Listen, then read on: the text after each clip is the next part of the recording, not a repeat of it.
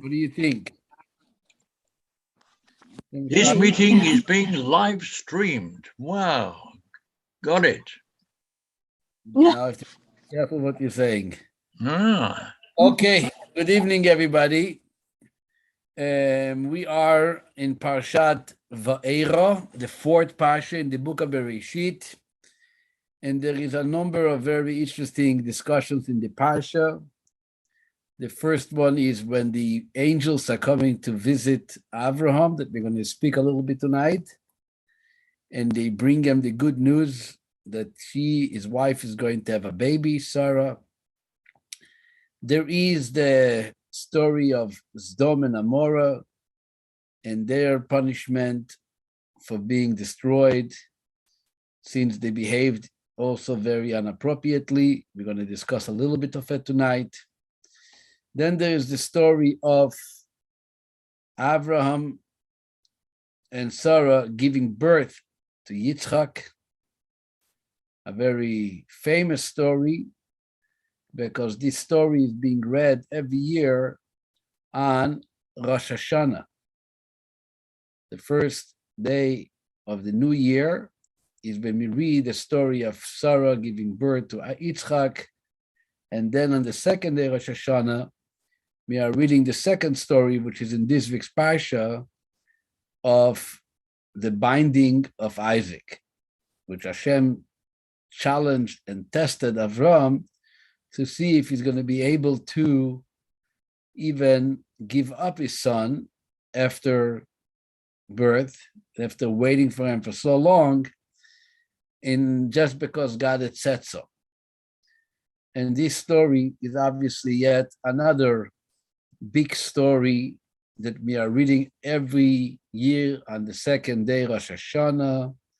And we are also actually reading that section of the Torah every single day in the morning before we begin Shacharit morning services. If you look in the Siddur, there is the custom to read about the binding of Yitzchak, Akedas Yitzchak, to remind ourselves and to remember, and to remind God, so to speak, about the very special credit that we have. The credit for having our forefather Abraham ready to give up that most important, beautiful gift, what was given to him at a very old age, and he, on the same side, was ready to actually do it, is what we are discussing in this week's Parsha. But let's go first to the beginning of the Parsha. Like I said, in Parshas Vayera, the first story of this week's Parsha is on chapter 18, verse 1. This happened on the third day after the circumcision which of Avram. Vayera Elav Hashem. God appears to Avram, and as Rashi tells us, that God came to pay a visit to the sick, which is known as the mitzvah of Bikur Cholim, visiting people who are sick. We have a mitzvah based on the original commandment to love your fellow as yourself. We also have a mitzvah to visit the sick, a very important mitzvah. The Talmud tells us the great importance of this mitzvah is that you can even save lives by visiting someone. The Talmud records a story of Rabbi Akiva. One of his students was sick, did not come to the academy, to the yeshiva, to the study hall. And it was only when the students went to visit him is when they realized how serious his condition is. And they were able to assist him and help him, and obviously grant him many more years. The mitzvah of visiting the sick is one of the principal mitzvahs, one of the so-called pillars of community and Jewish life is to visit people who are sick. And there's no wonder that the beautiful city of Seattle is blessed with two congregations. Both share the same name, Bikur Cholim, visiting the sick. One is called the Ashkenazic Bikur Cholim, and the second is called the Sephardic Bikur Cholim, was the BCMH or SBH. And these two synagogues carried that very name because apparently that was one of the principal concepts of the synagogue, is to help people, visit them, and ensure that their life is okay and stable. If anybody knows any other insight to why they named the synagogue Bikur Cholim, which means visiting the sick, we will be happy. You should share it with us after the class. So what happens is God is visiting the sick. Why is Abraham sick? So Rashi says, because it was the third day from circumcision. He just had his bris at the end of last week's Parsha. And when you get circumcised in the age of 99, you are not comfortable. Perhaps you might even be sick. You need someone to visit you. And the Torah tells us it happened. This occurred by Eloine Mamre. Eloine Mamre, called the plains of Mamre, is God revealed himself to Avram in the territory of Mamre. Why is it important to mention whose territory it was? So again, Rashi teaches us a very beautiful lesson. Rashi says that Mamre was the one who had advised Abraham to follow God's commandment to circumcise himself. Abraham basically, when he got the commandment, he went to speak to Mamre. Mamre was a leader in the community. He was not Jewish. He wasn't of Avram's family. And he owned the real estate area which Avram lived. And Avram went to discuss it with them. As the commentaries say, he wanted to talk with them. When is the best time to do it? During the day, during the evening, making sure that he knows about the procedure and if he's going to need any help. Which is interesting, by the way.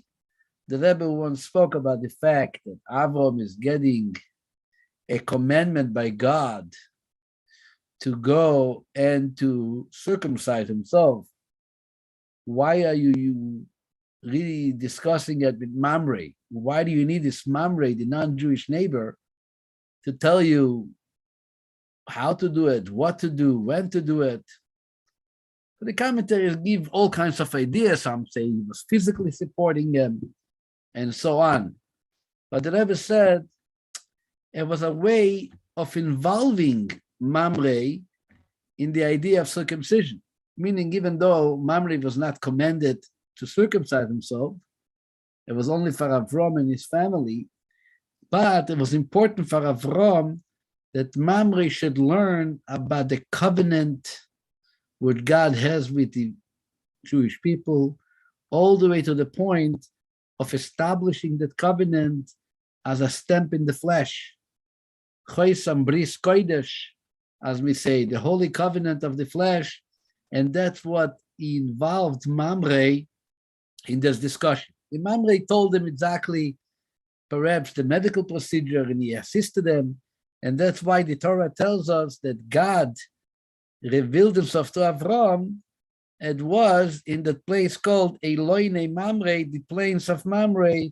As I said, it was a reward for having advised Abraham to follow God's commandment to circumcise himself. The Torah continues, Vehu Yoshev Petach HaOel. Abraham was sitting in the entrance of the tent. Why was he sitting in the entrance of the tent? Again, Rashi tells us very beautifully. Abraham was sitting outside his tent, looking out for travelers to hust, to make sure that if somebody passes by the desert of Beersheba where he lived, he should be able to invite him into his tent and offer him something to eat, something to drink, and maybe even a place to sleep. So he was sitting outside there. But kechom hayom, it was a hot day, which means that God had made the heat of the day to be very, very intense. And the reason was that no one would venture out on the roads, and this giving Avram a chance to rest and recover from the circumcision. That was the idea. That was the plan. And knowing that Avram would be busy seeing a guest, God wanted to make sure that he had a chance of recovery and he rests out properly. So he made sure that the heat are extra intense, and therefore they would keep people away from traveling, from venture out. Avram,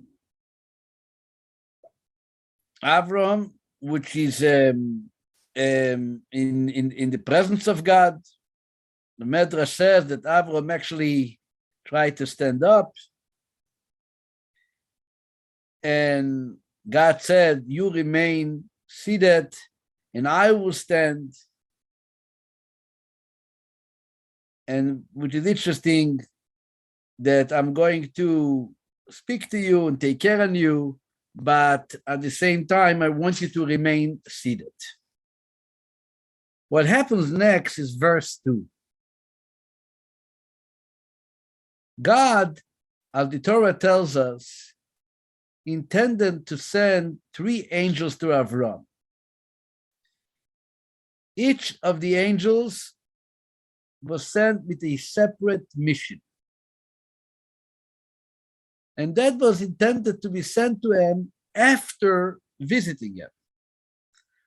But when God noticed that Avram was disappointed by the absence of guests, therefore he sent those angels in the look of mortal man for Avram to host. And that's what the Torah calls Vayera v'hine shloshu anoshim. We saw 3 men, not angels, because they looked like men. In order, the main thing was that to give Avram the opportunity to look at them as people who need hospitality, and therefore invite them to his house. So Avram is sitting in the front, trying to rest and recover. He looked up, says the verse, Vayisayin Vayar. He looked up his eyes, and behold, Vehine Shloisha Anoshim Nitzavim Olav. 3 men were standing before him. Vayar Vayoratz Likroso Bepesachoyim. He took note, it says, and he went running to them from the entrance of his door in order to welcome them. Vayomar, and he says to them, to all 3 of them, Adonai, which here it means my masters, Im no motzasi chen beinecho, al no ta'avor mi'al avdecho. He says, if I have found favor in your eyes, please do not pass me, your servant. And then the story goes on with all the details of what Avram had done in order to take care on those guests. And it's interesting, you read the entire Parsha, 10 verses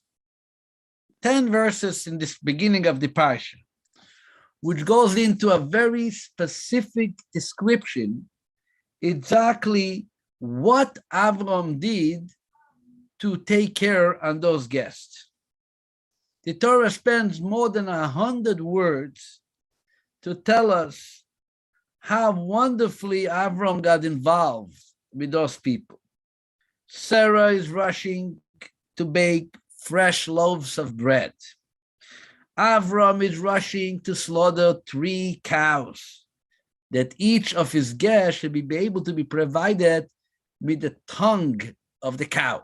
Apparently, the tongue is a delicacy, and Avram wanted to give each one a tongue. So for each one to have a tongue, you have to slaughter 3 cows, and not to keep them waiting for so long until the meat is going to get ready and cooked and roasted and broiled and barbecued, whatever way they did it.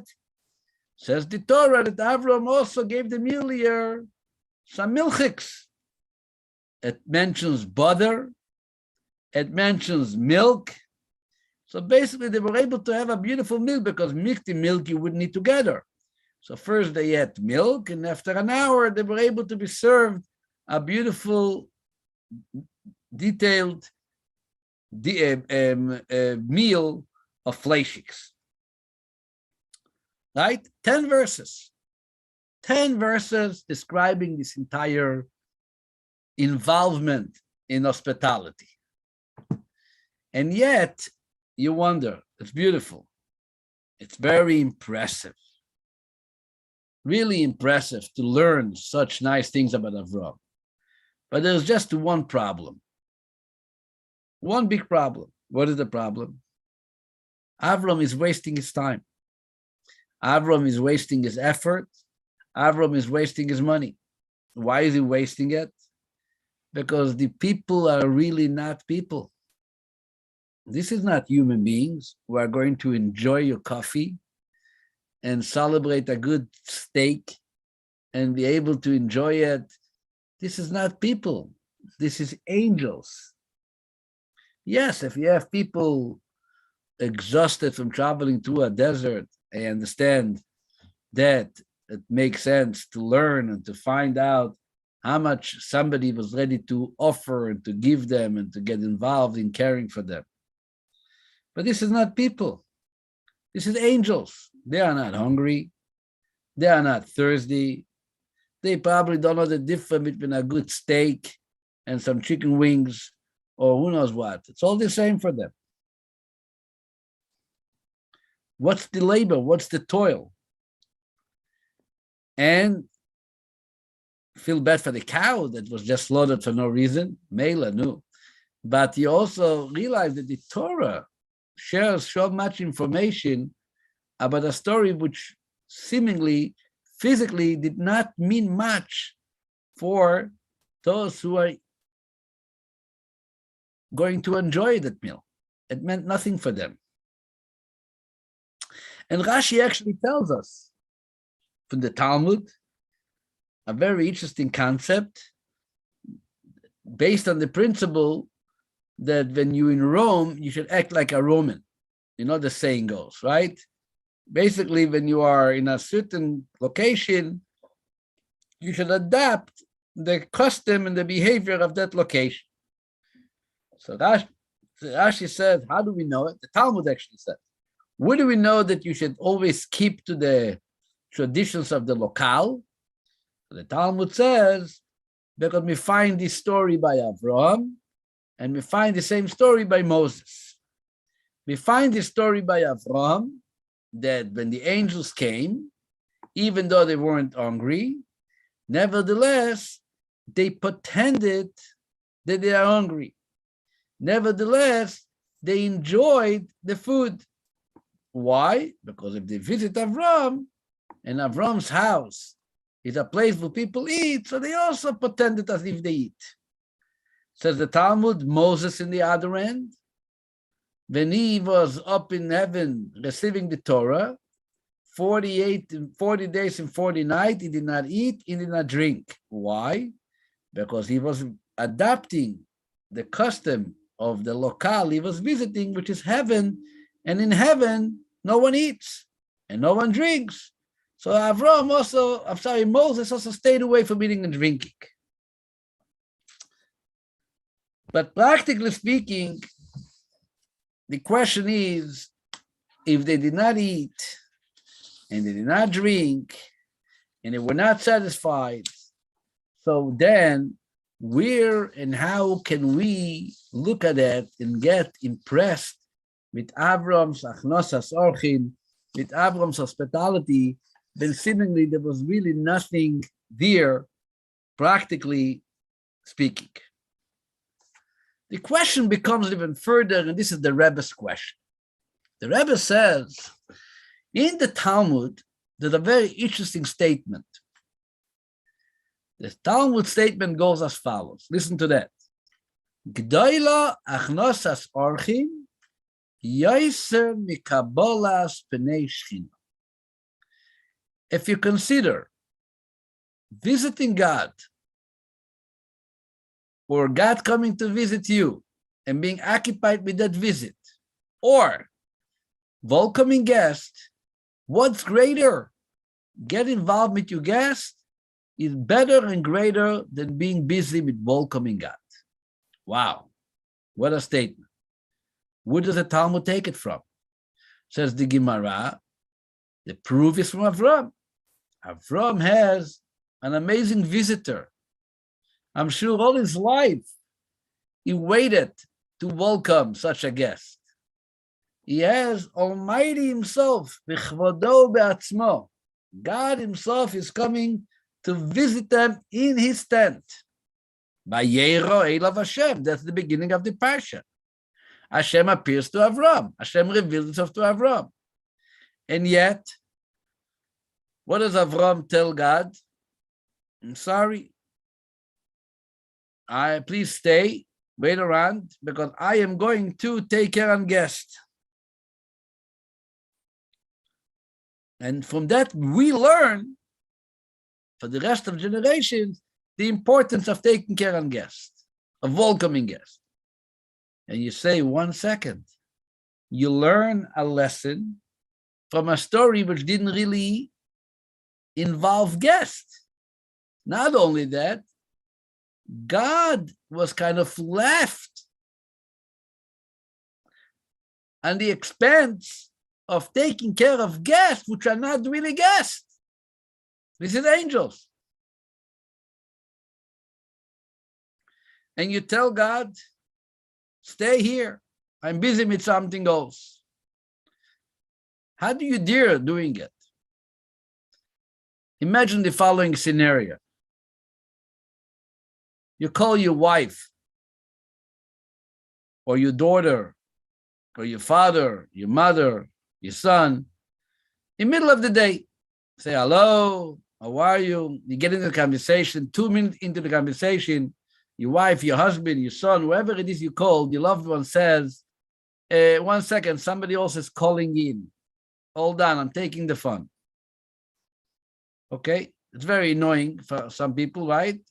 But it's also a blessing if somebody else needs to get a hold of you, so you can, it doesn't get stuck. It used to be, those who remember, when you were on the phone and somebody tried to call you, beep, beep, beep, beep, beep, beep. It kept on beeping. That was the busy signal. Today, there's no more busy signal. You're on the phone, somebody else calls, you're getting interrupted. You see some, especially on the iPhones, you see who is calling, you see his name, and you have to make a decision now. Am I continuing my conversation with my mother, or I'm taking off the phone to speak to my next friend? So you tell your mom, or you tell your wife or your husband, here, I'm putting you on hold. I'm just taking conversation. Goes by a half a minute, 5 minutes, and your mother gets really annoyed. But obviously, it must be important. You come back to the telephone. Who was it? Oh, it was my friend. I didn't speak to him for a long time. We started chatting a little. What? You leave me hanging on the phone, chatting with your friend? How disrespectful is it? And this is exactly what Avram is doing. He's leaving God to chat with friends, which are not even people.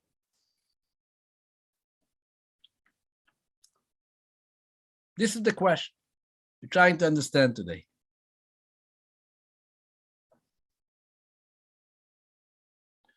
I want to introduce a concept that we probably spoke in previous years, but maybe to clarify it a little further. We have two very important concepts which are very similar to each other, but yet very different, even though they seem very close and similar to each other. One is what we call tzedakah. We all know how to translate tzedakah is to charity. That's one term. The second term is called chesed. What chesed is translated as kindness. And many times, many people bring together these two words and these two definitions into a seemingly same package. Tzedakah and chesed. What are you doing? I'm being charitable and I'm being kind. I'm being kind, I'm being charitable. As if charity is really a presentation of kindness, and as if kindness is really emphasized or expressed by charity. So tonight I would like to share that this is not true. It's not true. You can be charitable, but not kind. You can be kind and yet not being charitable. What do I mean by that? So let's take the following simple scenario. You go on the street and a poor person stretches out his hand asking you for help. You open your wallet, you give him a few dollars to go buy something to eat.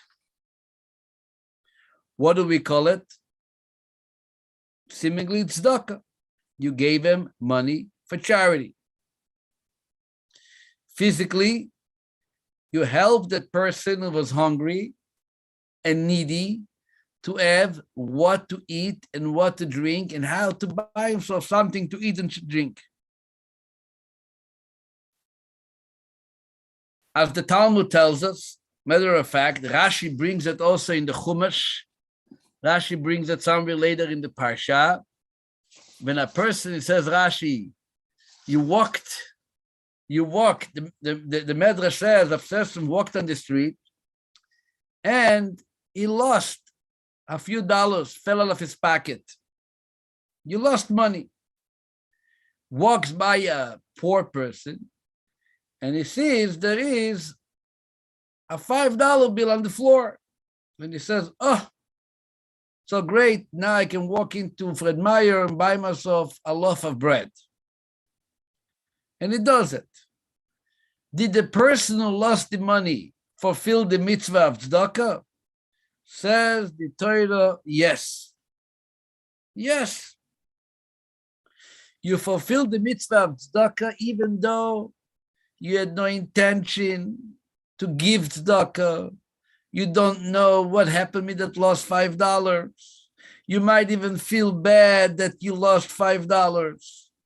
As long that somebody received that and utilized that for a need, which we call a charitable need, you, the loser, had fulfilled the mitzvah of tzedakah.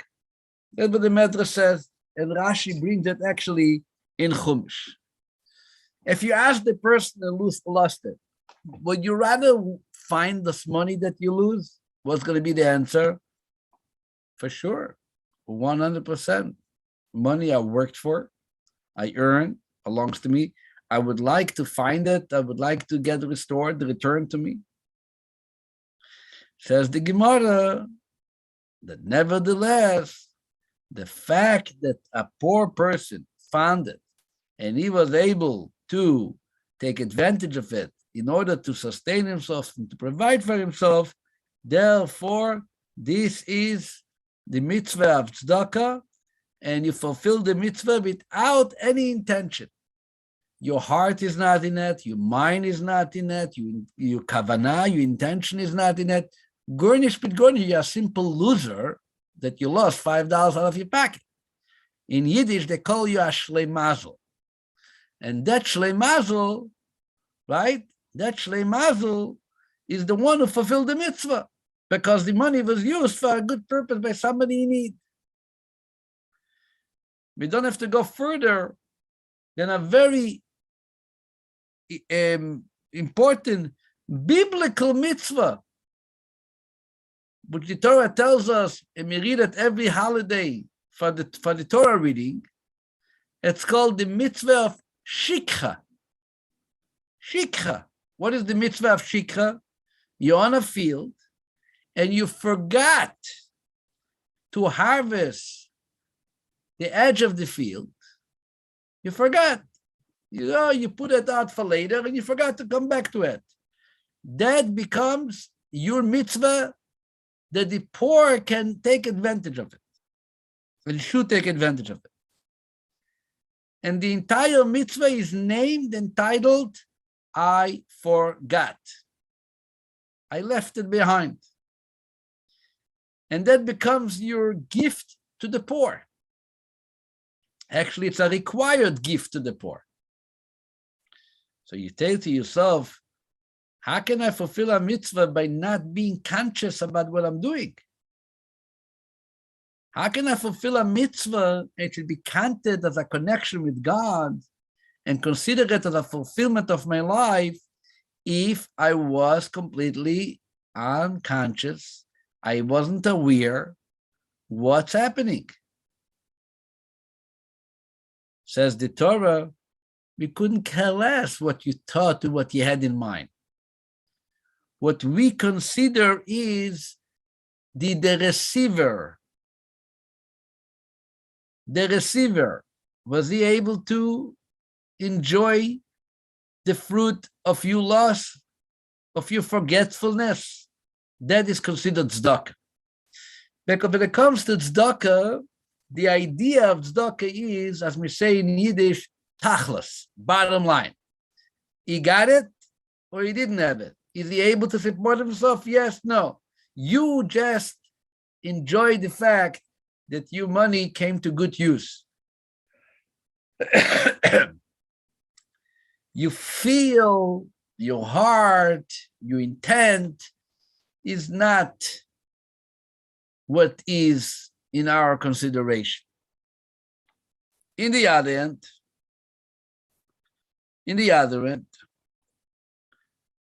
there's another aspect to tzedakah.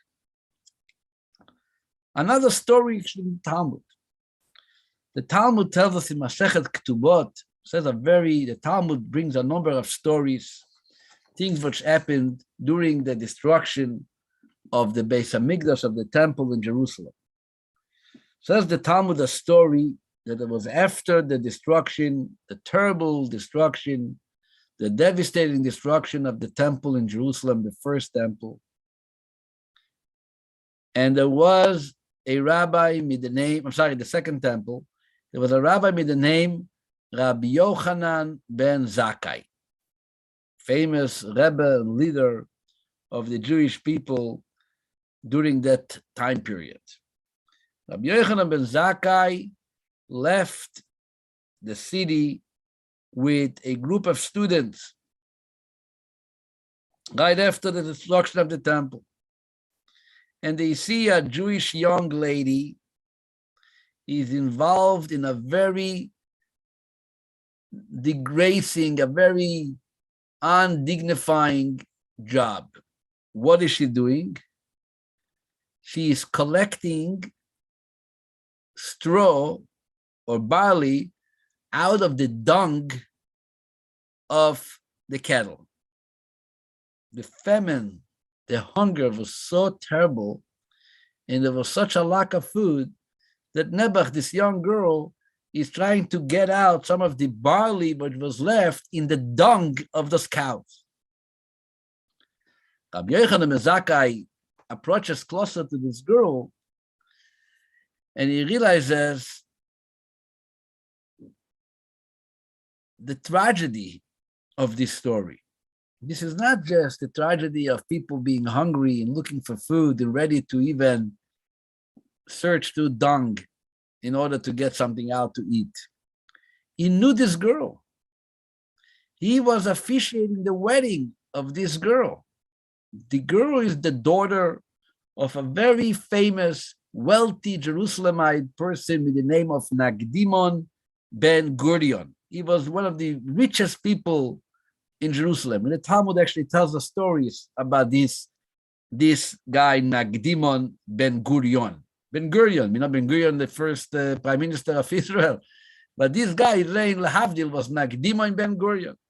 Not to say Lahavdil. Rabbi Yochanan ben Zakkai reminded himself, he was by the chuppah of this young lady. And he said, Oi, I remember by the chuppah, her father promised thousands of dinars as a dowry in honor of his daughter's wedding. He turns to her, tries to talk to her, and he tells her, tell me, my daughter, what happened to all the wealth of your father's household, all the money? Where did it go? What happened that you are now walking around and collecting barley out of the dung of cows? So she responds to her father, the Talmud tells us, with a beautiful 3-word expression.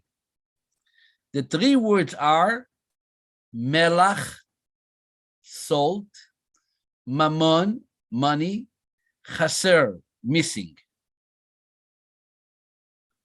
What does she say? What does she tell him?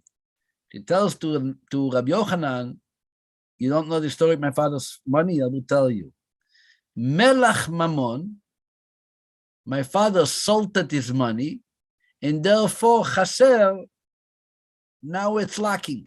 Basically, my father preserved his money, did not give money to tzedakah. He was salting it, like you salt something to preserve it. So that's what he did to this money. And now, chaser, now it's no more there. So the Gemara says, what? Rabbi Yochanan ben Zakkai heard his words. Nagdimon ben Gurion, he was famous and he was very known as one of the very charitable philanthropist individuals in Jerusalem who helped and he shared his wealth and he gave money to others. He gave a lot of tzedakah. What does it mean?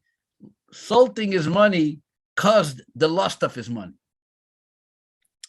Says the Gemara, not only was he wealthy and gave tzedakah, the Gemara gives an example that he was so rich that when he walked on the streets of Jerusalem, he had servants running before him and placing fancy mats on the floor so he shouldn't get his feet dirty.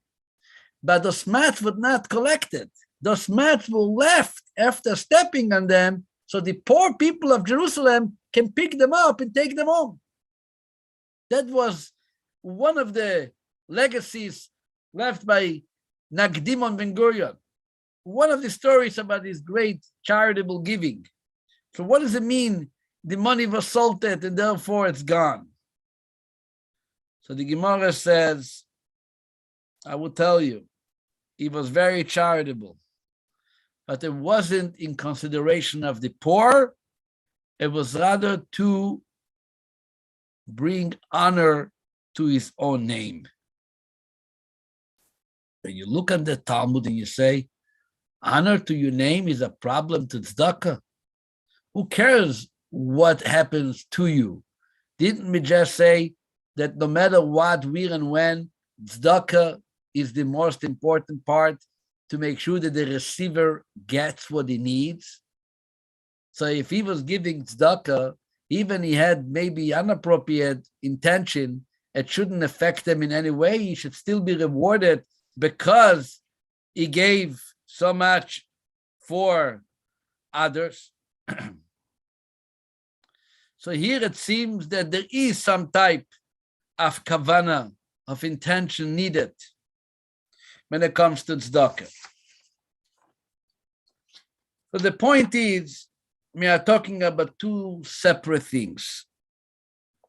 We have to separate it between the idea called tzedakah, charity, and that what we call chesed, kindness. Kindness means that I'm giving the other person the ability not only to have what to eat, but to be able to be a mensch, to become a person. I'll give you an example. The Torah tells us the importance of lending someone money, right? You give him a loan with no interest. And the Torah tells us, what's the point of the loan without interest? The loan is not he should be able to buy money, to buy food. Because to buy food, you give him tzedakah. You don't give him a loan. The point is that you want to make sure that the person feels dignified. A person who was able to fulfill himself. When you give him a loan, you tell him, take a loan, try to open a new business, try to invest it into something so you will be able to regain your own personal dignity and stand on your own feet.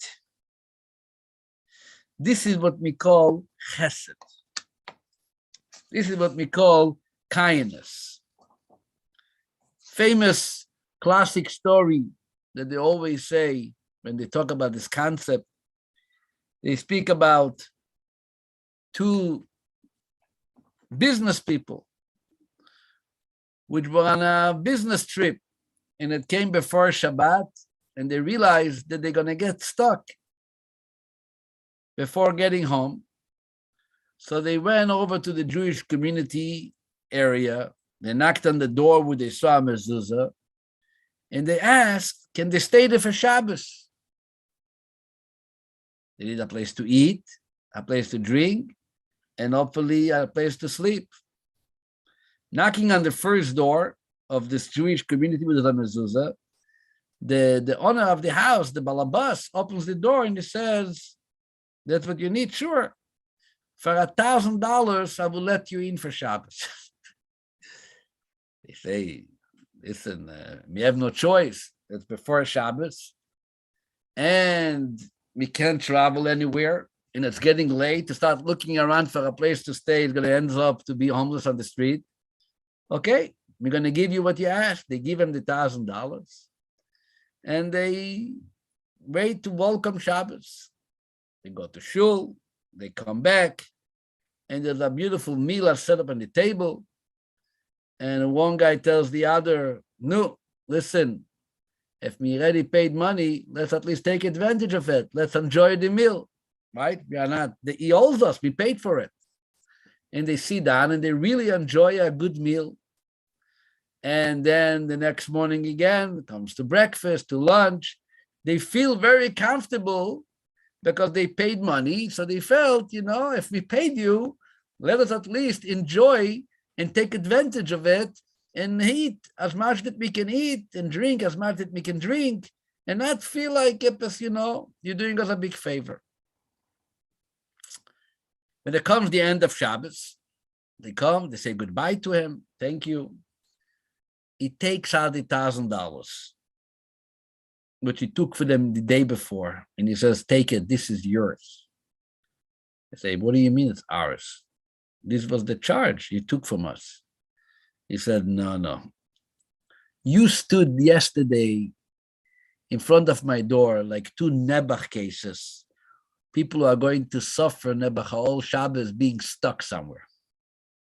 I said to myself, the only way that you're going to feel dignified, happy, excited, is if I charge you.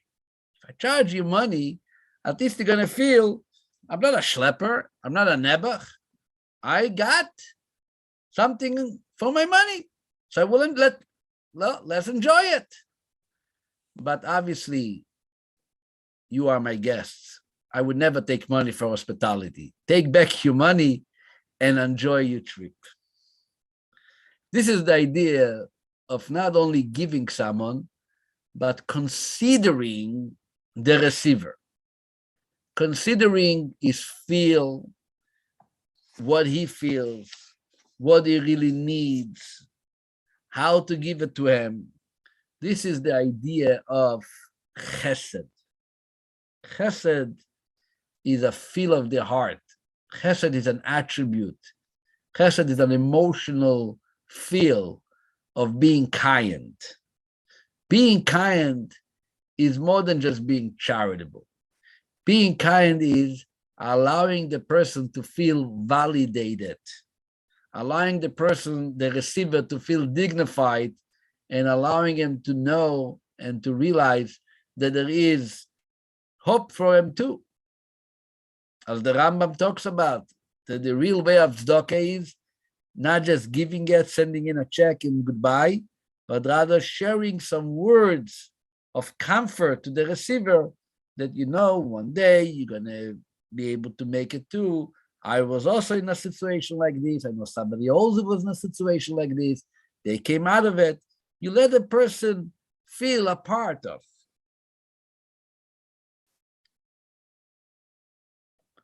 I read a story recently about a rabbi in Israel who has a lot of Hasidic followers, and one of them was a widower who lost his wife with a family, and he had a wedding one day. The rabbi tells this guy, I want you to call me after the wedding. No matter what time it is, call me. He tells this rabbi, when this guy calls, doesn't matter what time of the night it is, you make sure you're giving me the telephone. I want to speak to him.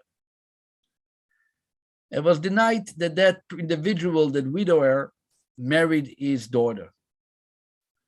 After midnight, coming back from the wedding, his rabbi told him to call. So he calls his rabbi. The rabbi picks up.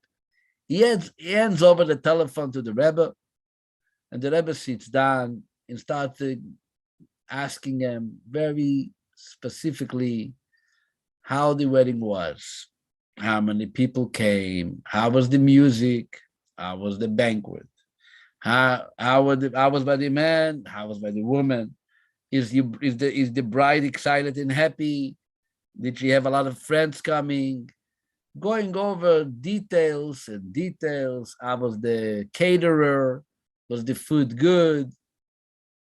And the Gabbai looks and is wondering, that Rebbe, by his own children's wedding, doesn't spend the time to sit down and discuss all these details. What's going on over here? After putting back the fun, the Rebbe tells to his Gabbai, you wonder what this conversation was about. Let me tell you. When parents marry a child, they come home after a long, heavy preparation for the wedding, a nice long wedding night. They sit down on a cup of tea, relax, and they go over how the wedding was, who came, how was the dancing, how was the music. This man, the Rebbe says, lost his wife. He's coming home and he has no one to discuss how things were. That's why I called them, to be able just to have that conversation and review the wedding ceremony just as he would have do it with his own wife. This is not being charitable. This is called being kind. This is called chesed. This is called identifying with the person in need, wanting to make sure that he or she is able to feel also dignified and happy. This idea is really the idea of hospitality. Achnasat orchim. People think that hospitality means I'm offering food to someone. You heard somebody came to town, they're staying in a hotel, you can just deliver them a meal, and that will be tzedakah. You heard somebody is at home and is there alone for Shabbos, or is there alone for some reason, or he just moved to town, and you can provide them with food, and you can provide them with support, and this is all part of tzedakah. Achnosas orchim means inviting them to your life, to your home, to your table. Come, let's spend a little time together. Let's talk. You don't just drop up food to someone. Even if it's for whatever reason the guy is eating it at home, You stand there, you sit there, you go in, have a tea, talk a little bit, review his week. That's called chesed. That's called achnasa sorchi. Because that lets the person feel that you have interest in his life. You don't just provide them. You have interest in them. You are interested in what happens and how they do and so on. This is what happened to the angels, going back to the beginning of the story of this parsha. What happened with the angels is not the important thing whether they ate or they didn't eat. This is tzedakah. You got or they didn't got. They enjoyed or they didn't enjoy. The important story about the angels is that Avram, first of all, saw them, Vayera. He opened his eyes and he paid attention. There are people who are walking by here. While he's conversing with God, he's able to see, because he keeps his eyes open, who needs an invitation. Can you imagine? Talking to God is like being in middle of a midah, Shmona Esra. Are you allowed in middle of Shmona Esra to go over to someone who asked him, you able to eat? No, because you're middle of a midah, you're talking before God. Jewish law doesn't allow you to do it. Avram figured out a way that while he's standing before God, he should still realize that somebody else is not doing well. Somebody else's shoes is torn, is ripped. So the issue whether they ate or not is not important, because the lesson and the important part about the story of Vayera is that Avram was able to invite people to his house. The Torah spends 10 verses talking about what was prepared for them. Is not so much because to teach us that they ate and they had steak and they had dairy. This is not the important part. The important part is, what did Sarah do? What did Avram do to make their guest feel important? El abokor rotz Avram, the Torah said. Avram was running personally to get the cattle out of the band in order to prepare it properly and make a meal for the malachim, for the angels. That's what the story is.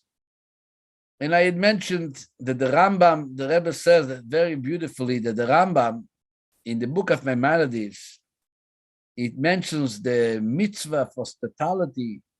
The Rambam puts the biggest emphasis, not so much of taking care of the guest, but rather of escorting the guest. Escorting.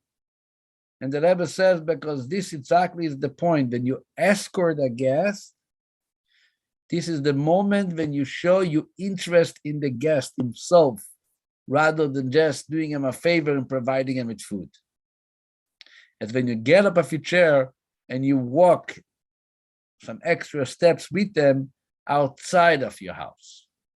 There is where he feels, and there is where he can appreciate that somebody has interest in him. And really, in a day, in a life that we have, especially with younger people, I can tell you, in my little experience as rabbi and speaking to different people, it's a lot of time, nothing to do with what you give them. They're not looking for food, they're not looking for drinks, they're not looking for financial support. They have, and sometimes they even have much more than what you think you got. They have, Baruch Hashem, they have good jobs, they have good food, they have whatever they want. But what they don't have is somebody who shows interest in them. They don't have somebody who is looking for their personal happiness and meaning of their lives.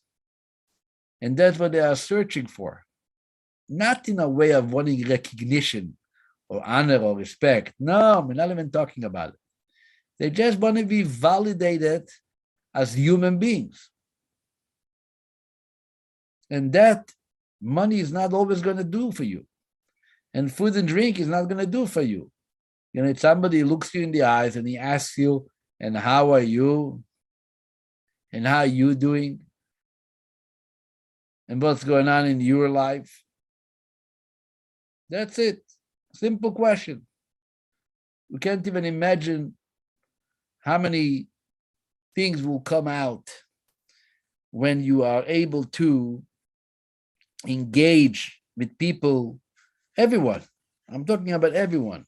You see a person in shul, at a meal, in the store, a neighbor, just calling him by name and ask him how you doing can provide the person more than many, many gifts. Even by hearing their name sometimes sparkles up their eyes. Oh, you mean me? Like you tell someone, Maisha, how are you? Or not, you say, and how's sometimes people call me. Yeah, I get calls, whatever. A guy calls me, hi, this is Hillel. I have a question. Good. I answer his question. Then I say, and how's Hillel doing? Tell me, you're talking to Hillel. I said, yeah. So I'm wondering, how's Hillel doing? Oh, you want to know how I'm doing? I said, yes, I want to know how you're doing. And suddenly you hear a whole Megillah of our whole life that maybe needs help, maybe needs support, maybe not. Wants to share a simcha. It's not always about needs. The needs is not always something lacking. Sometimes you just want to have someone to share your happiness with. I told someone that the other day, we spoke about community and shul. So I said, you think that the shul and our community is really only to make sure that when you need something, there is still someone to help you? No. I told them, let me tell you what our community means. Our community means that when you have everything and you have a very happy day, your daughter gave birth to a child, you have a place to come to share it and find people are going to be happy for you. People are going to be happy with you. Your grandson graduated college, got some medal in sports, whatever it is. You are able to come to a place, find people around the table on a Shabbos lunch, and share with them your happiness, what happened to you and to your family this week. People meet other community, people who don't have others to listen to them, are shocked with their own happiness because they naturally you want to share it with someone, you want to celebrate it, and you're never stuck there, you have no one to do it with. That's what chesed is. Chesed is being a listening ear to somebody else. And this is what the Malachim teach us in the story of Vayera. It's not that they ate nothing. They were angels. They were just pretending. But the Torah finds it important to tell us those details and to share the stories so we should clearly remember that what chesed, what kindness is when it comes to tzedakah and giving. So I want to wish you all a very good week of chesed, a life of kindness and goodness and happiness. And we should only hear good things from each other. And Baruch Hashem, a few people are finally coming out of their screens. You can see some faces here. Let's say hello to everybody. And you. So who knows why is the Bikur Cholim in Seattle synagogue called Bikur Cholim, visiting the sick? Anybody has any idea? Open your microphone or share it with us. Anybody knows? Arnold, you don't know? I can't hear you. We don't hear you. Anybody knows? David Schneider. You know why Bikur Cholim is called Bikur Cholim? No, I don't. Okay, now you have your homework. Mr. Bergman, do you know why? I can assume. What? do you assume? Maybe I was going to Berkel- say, my cousin is a member of the Ashkenazic Bikur Cholim, so maybe I can ask her. I talked to her, You have a to good chat reason. with her. Now you have a good reason to speak to your cousin. Yes, but I've always wondered that too. Why? Because when I learned what the words meant, I said, "That's odd. Why? That doesn't seem like the name of a synagogue." I will Right. tell you, the funny thing is that it's called, two of them, both of them are called Bikur Cholim, which means visiting the sea. Then there's a third synagogue in the same neighborhood called Ezra Betzarot, which means assistance in times of right? Ezra means assistance, help. Tzuras means pain, trouble. Yeah. Here they are sick, and here they are in trouble. And I'm not sure what's going on. Bernard, stop laughing. This is serious business. Yeah, it is. No, I know there is a shul in Montreal. When I studied in Montreal, I used to sometimes go speak Shabbat afternoon. The part of our yeshiva student activities was to go speak at synagogues during Seudah Shlishit, which is the Mincha afternoon prayers on Shabbat, to share some words of Torah. I went a couple of times to a synagogue, and the name of the synagogue was Chevra Kadisha. Oh, yeah. Yeah, You yeah. know what Chevra Kadisha means? Sure. That's actually the title of the burial society of a Jewish community. Hmm. It's called Chevra Kadisha. I think it will be a good combination to have a Chevra Kadisha next to the Bikur Cholim, next to the Ezra Betzarot. Then you know that you're in good business. Yeah. That would be drop dead with a smile on your face. Not a bad idea, by the way. What do you say? You had an idea. What was the idea? I can't hear you. Luba, are you alive?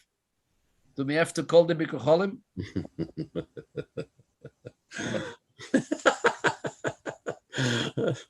Can we call 911? What's going on here? Luba. Okay, we don't hear her. Any other good, interesting ideas? Okay, my friends, if that's the story, have all a wonderful good night. Thank Sleep you. well. Get up tomorrow morning and make your day the best day possible. I'll Thank see you. Thank you, Thank you Rabbi. for you too. Yeah, thank you, Rabbi. Finally, I can. Oh, back to the living. No more. Yeah. You found your voice. Wow. You know what? There is a very important place in the Seattle area. It's a Jewish nursing home in Seattle. I forgot the name. So Yeah. and my assumption is just because they tried to help people, the Jewish people over there, and that's one of the reasons for them to have this. You're talking about the place called the Klein Gallen. Klein Gallen, yes. Klein Gallen probably was separate from Bikur Cholim. They're two different organizations. So, I don't even know they were connected in any way. It's just my assumption. no connection. Other than members. Okay, my friend, you have your homework. Go to Wikipedia, try to figure it out. Laila Tov. Laila Tov.